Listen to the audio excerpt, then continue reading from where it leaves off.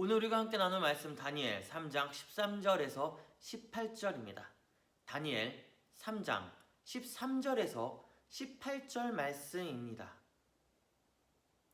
우리 같이 함께 읽겠습니다. 13절에서 18절입니다. 함께 읽습니다. 느부갓네살 왕이 노하고 분하여 사드락과 메삭, 아벳느고를 끌어오라 말하매 드디어 그 사람들을 왕의 앞으로 끌어온지라. 느부갓네살이 그들에게 물어 이르되 사드락, 메삭, 아벳느고야, 너희가 내 신을 섬기지 아니하며 내가 세운 근 신상에게 절하지 아니한다 하니 사실이냐? 이제라도 너희가 준비하였다가 나팔과 피리와 수금과 사면금과 앙금과 생황과 및 모든 악기 소리를 들을 때 내가 만든 신상 앞에 엎드려 절하면 좋거니와 너희가 만일 절하지 아니하면 즉시 너희를 맹렬히 타는 풀무불 가운데 던져 넣을 것이니 능히 너희를 내 손에서 건져낼 신이 누구이겠느냐 하니 사드락과 메삭과 아벳느고가 왕에게 대답하여 이르되 느부갓네살이여, 우리가 이 일에 대하여 왕에게 대답할 필요가 없나이다. 왕이여, 우리가 섬기는 하나님이 계시다면 우리를 맹렬히 타는 풀무불 가운데서 능히 건져내시겠고 왕의 손에서도 건져내시리이다. 그렇게 하지 아니하실지라도 왕이여, 우리가 왕의 신들을 섬기지도 아니하고 왕이 세우신 금 신상에게 절하지도 아니할 줄을 아옵소서. 아멘. 우리는 때로 누군가 나를 좋지 않게 여겨서 강압이라는 힘으로 눌러 억울한 누명을 쓰게 하기도, 때로는 그 힘에 쓰러뜨려 일어서지 못하게 할 때도 있습니다. 참으로 억울합니다. 왜냐하면 내가 하지 않았지만 누군가가 나를 또는 모두를 좋지 않게 이야기를 해서 그 명성을 잃어버리게 했기 때문이죠. 이러한 일들은 서로가 시기할 때 많이 생깁니다. 친구들 사이에서도 인기가 많으면 그것을 부러워해서 괜히 심술궂게 제가 며칠 전에 뭐 했는지 알아? 라며 이간질하는 말도 하고, 때로는 말도 안 되는 소문을 퍼뜨려서 난감한 상황을 만들기도 하죠. 그렇습니다. 이러한 그 모든 것, 내가 원해서 생기는 일이 아닙니다. 내가 바래서 만들어지는 것 역시 아닙니다. 단지 관계에 시기하는 사람들이 만들어낸 하나의 현상인 거죠. 그러한 것을 보면 사람과 사람, 그리고 사회와의 관계를 잘 만들어 나가는 것이 어렵다라고 생각이 듭니다. 오늘 본문을 보면 이렇습니다. 느부갓네살 왕이 유다를 정복한 뒤에 잠을 제대로 자지 못합니다. 항상 꿈에서 깨면 걱정만 앞섭니다. 지혜 있는 사람들을 대거 불러서 자신의 꿈 이야기를 했지만 어느 누구도 그의 꿈을 해석해주는 사람은 단 한 사람도 없었죠. 그러나 다니엘과 세 친구는 달랐습니다. 왕의 꿈의 이야기를 듣고 해석해서 그에게 전달을 합니다. 왕은 그 이야기를 듣고 매우 흡족해서 바벨론을 함께 다스릴 수 있는 힘과 능력을 그들에게 위임을 합니다. 이러한 모습을 본 사람들은 기분이 좋지 않았겠죠. 왜요? 다니엘과 세 친구, 누군가요? 유다에서 넘어온 사람들입니다. 다시 얘기하면 바벨론의 포로라는 것이죠. 그 바벨론의 포로가 왕에게 귀함을 받아 이제 함께 하기로 결정된 것입니다. 그것부터 어긋났습니다. 바벨론의 대신들과 그 유다의 그 사람들, 여기서부터 어긋나기 시작한 겁니다. 그때 마침 느부갓네살 왕은 자신의 위대함을 세상에 나타내기 위해서 자신의 그 모습을 그대로 만든 금신상을 세워 모두가 경배하고 섬기게 합니다. 그뿐만 아닙니다. 오늘 본문에서 보는 것처럼 악기 소리가 들리면 모든 사람들은 가던 그 길을 멈추고 신상을 향해 절을 해야만 했습니다.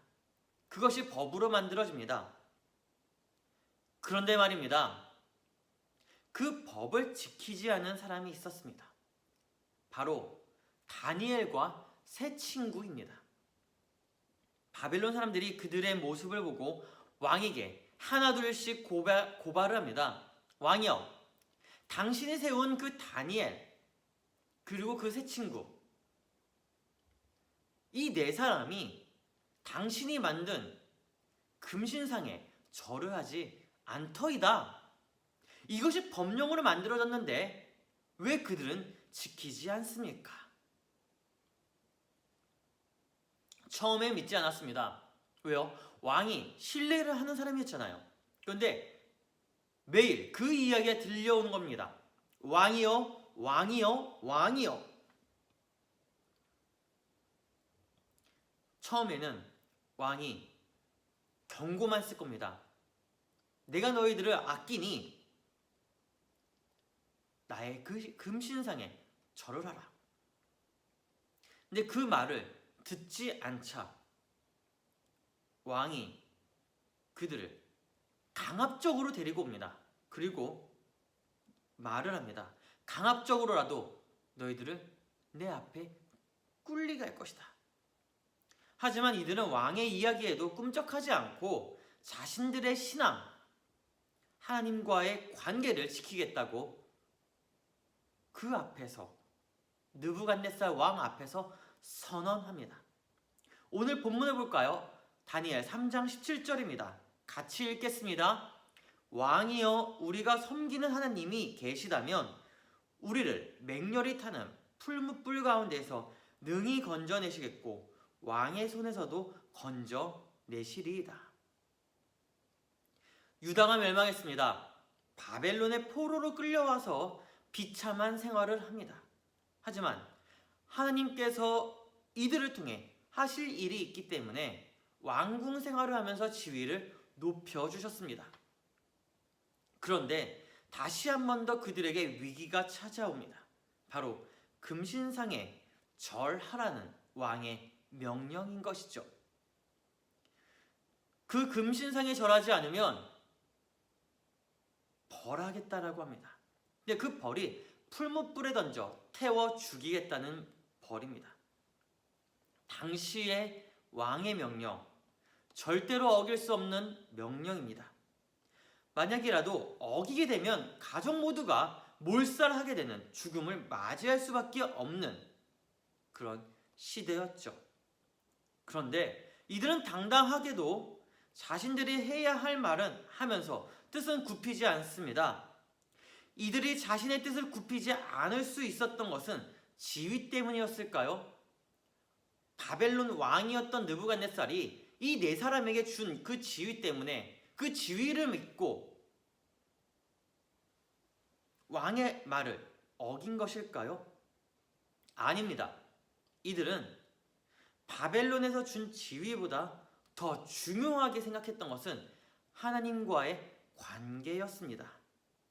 다시 얘기하면요, 이들은 이들의 그 신앙의 모습을 보면 우리와는 전혀 다른 신앙의 모습을 보이고 있다는 것입니다. 만약 우리가 이러한 상황에 빠졌다 그러면 여러분들은 어떻게 하셨겠습니까? 출애굽기 20장 3절에서 5절의 말씀 보면 10계명의 이야기가 나옵니다.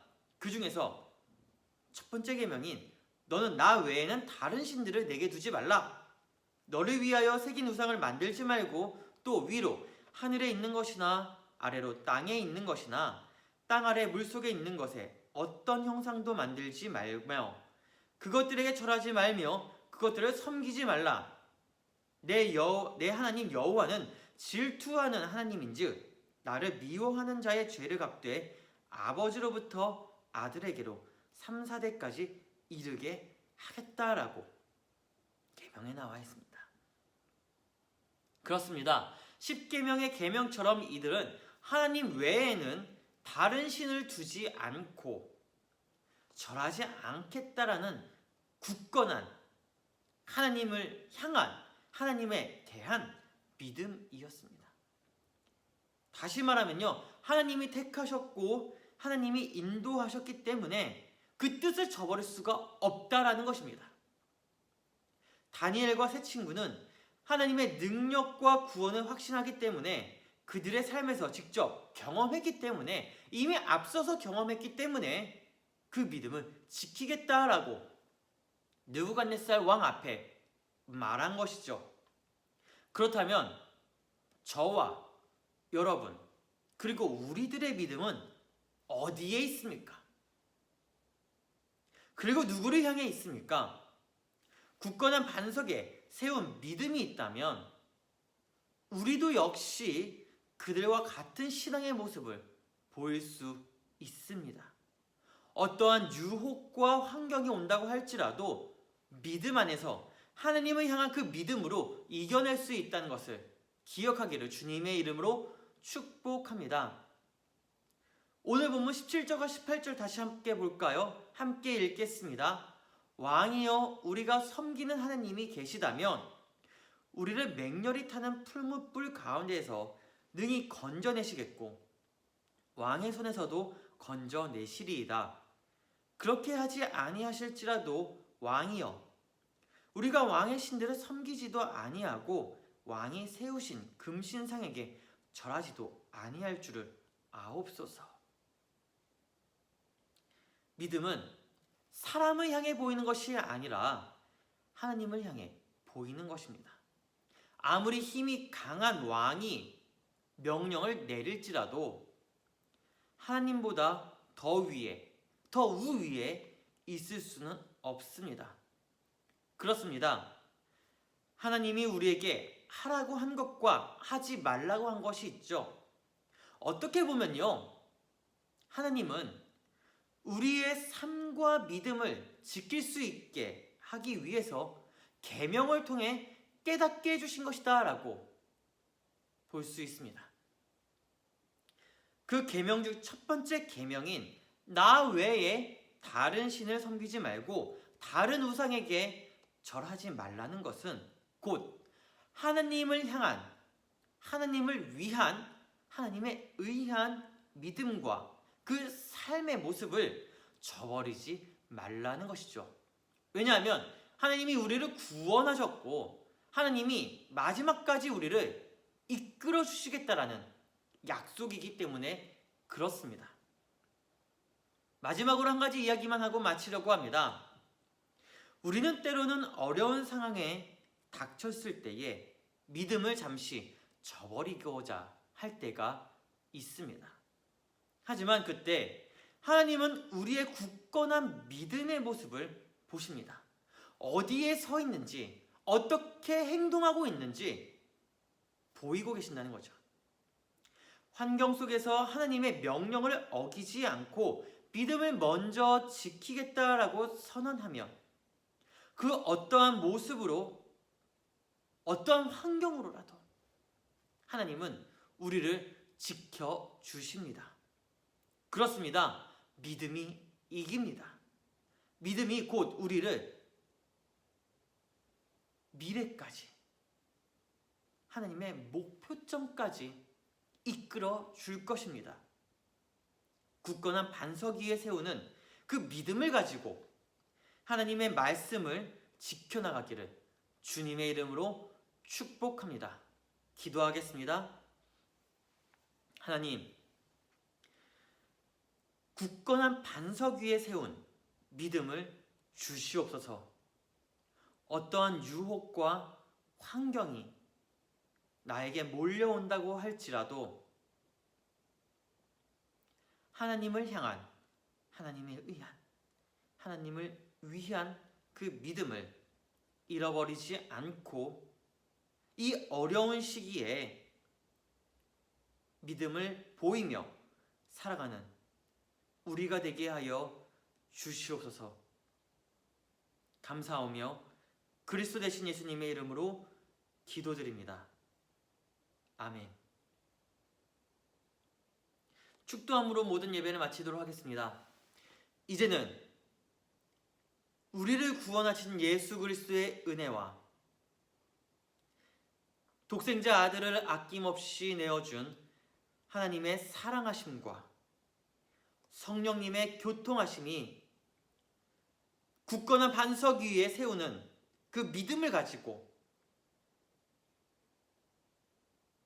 살아가는 하나님의 사람들 삶과 머리 위에 이제부터 영원까지 함께 하시기를 간절히 축원하옵나이다. 아멘.